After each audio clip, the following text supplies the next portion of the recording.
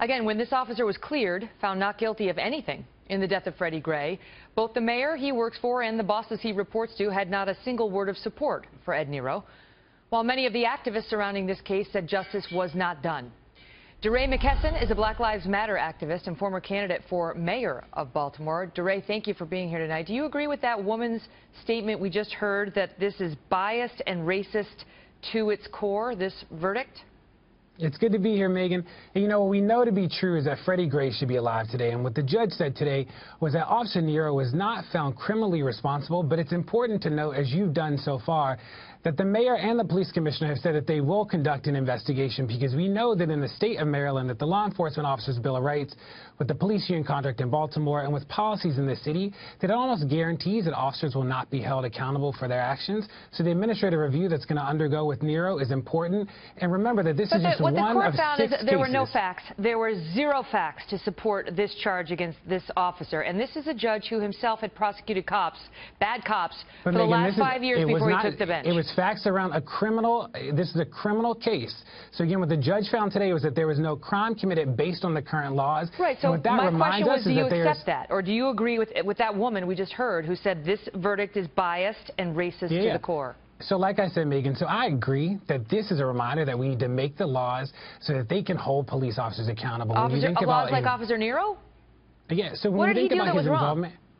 So again, what this said today was that given the current standards, that he was not criminally responsible. We've seen this play out in verdicts all across the country. But what did he do that was wrong, DeRay? What specifically did this guy do? Because what the evidence showed us was he had virtually no interaction with Freddie Gray. None. No. So did you read the verdict? So that what the judge does say is that he actually did have involvement with the stop, but not the arrest specifically. So he was involved. Freddie Gray should not have been stopped. He was no threat to the officers. The officers were a threat to Freddie Gray. So remember that this is about a range of circumstances today, and it's a reminder that we have to change the laws and the policies in the city and the state. Don't you see the danger to the community if we start locking up cops for making a bad judgment call? Do you think that Freddie Gray should be dead, Megan? DeRay, my question is to you. Don't you see the danger to the community if you change the laws to make it illegal for cops to exercise poor judgment? So, Megan, I will never agree that an officer's role is to kill unarmed citizens.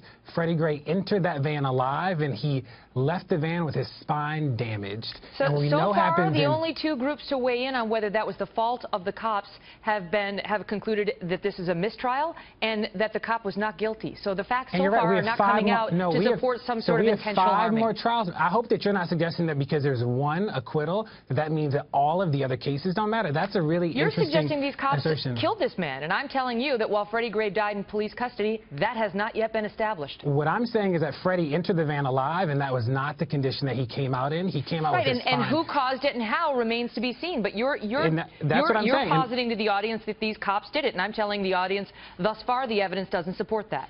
What I'm saying is that there's 1 trial, so you don't know what the evidence in the other 5 cases, and neither do I, and that's why I'm excited to follow through these cases. Well, I know one guy was tried by a jury, and it was a hung jury, so they were not able to conclude his guilt. Which again is not an acquittal. And then the next case that was tried by an African-American judge concluded that there was no case against this officer, and he was just acquitted. So we are looking forward to the next 5, and that's important. And we'll see the next 5. But even now that you have a not guilty verdict against Officer Nero, you continue to tell this audience that he did something wrong.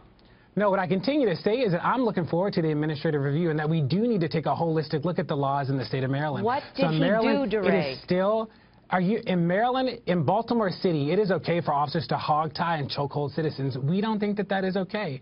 That's a separate thing. Okay, so you look at that, but what did Officer Nero do? So I've already said this to you, Megan, is that this officer was involved in this case, and what it says, what the judge said is that the officer was not criminally responsible, and this means that we need to continue the fight to make sure that the laws hold officers accountable. He had no responsibility, as noted in the judge's decision today, to intervene when he saw others misbehaving, and that is important. We should push for policies. That's not what the judge concluded. He did not conclude that anybody had misbehaved.